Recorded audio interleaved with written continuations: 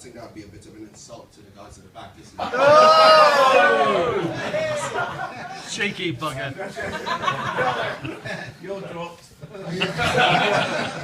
I'm taking them out to play cricket in the Caribbean, and I'm a bit worried actually about how they're going to cope out there, especially with the heat.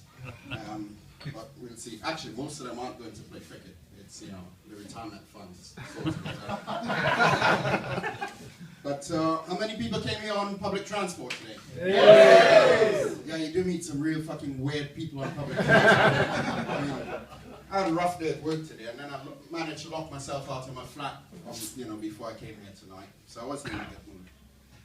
And I'm coming down on the tube, and I hadn't realized I'd sat on a newspaper until this guy walks up to me and he says, "Are you reading that?"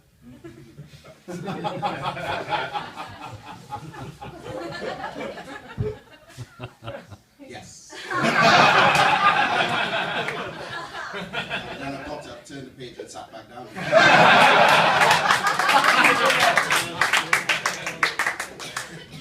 He looked at me and he said, "What, you're a fucking comedian?" Well, actually, yeah, I am. He wasn't very amused, but a woman opposite me almost fell off her seat laughing, so that kind of made me. But it's not on the tube. All over London, you meet really weird people, you know. And I walked into Waterstones the other day, and I said to the girl behind the counter, you know, "Can you point me to the self-help section?" And she looked at me and she says, "Well, that'd defeat the purpose, wouldn't it?" You just can't get customer service. But I got my own back, you know, on the way back out. She said to me, "Have a nice day." I said to her, "Don't tell me what to do." I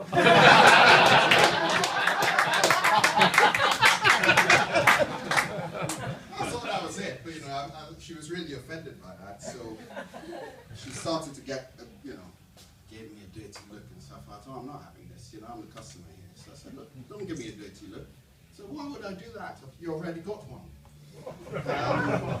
And then it really things started to get a bit out of hand, and you know, customers were around, people were looking at me, I felt a bit embarrassed, she was really insulting. And you know, I was kind of reduced to, you know, the whole childish thing about sticks and stones would break my bones, but words would never hurt me. And then she threw a dictionary at me. And I'm there on the ground in pain, it's almost closing time.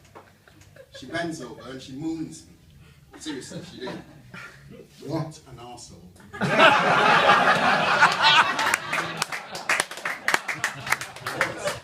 Bleached and everything. But, yeah. It was nice. Anyway, I like a girl with a bit of fire in her, you know, a bit of fight, so I asked her out. She said yes. So we went out, you know, had a couple of drinks. You know, turns out all she wanted to do was talk about poetry. It was a really, you know, she started going, I said, "All right, go ahead." You know, it was I dig, you dig, you know, and just going on and on about digging. You know, it was a really shit poem. Apparently, it was supposed to be very deep. I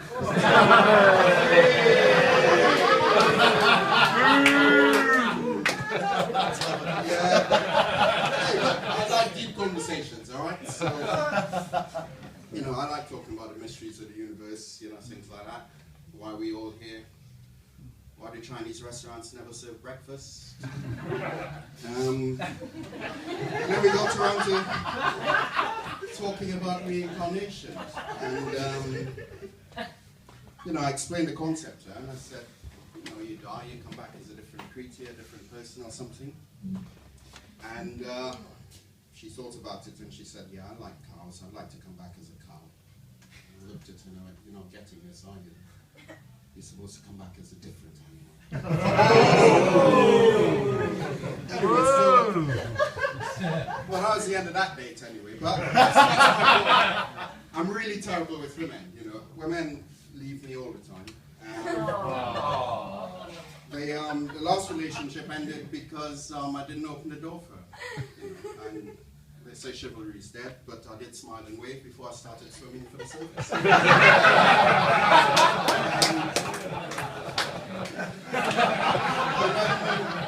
Topical. most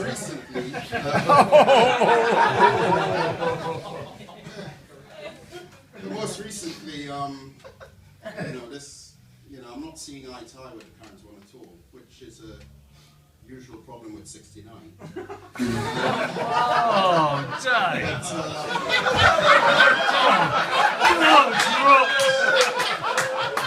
Honestly, we're disagreeing all the time, and she's always picking a fight, and going on about, every time I say something, she wants to be the devil's advocate, and I always think, why does she have to be so satanic about it, why bring the devil into it all the time, and it really got bad, really got bad the other day when I said something and she said to me, look, I understand what you're saying, but just think for a moment, what would Hitler do?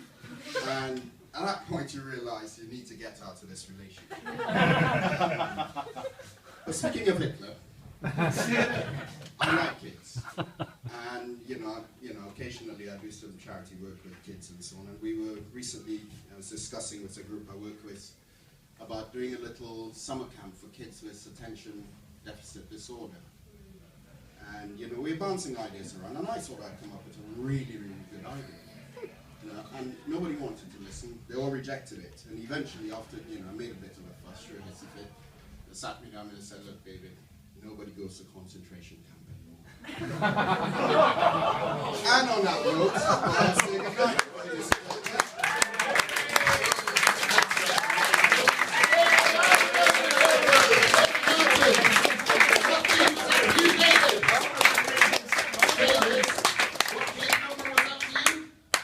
How many gigs was that? Ooh, I've lost count. 69. 69. Sorry? Probably about 20. Oh my word! Did you go to every one? No, first one. What do you think? Do you think it was good? Yeah!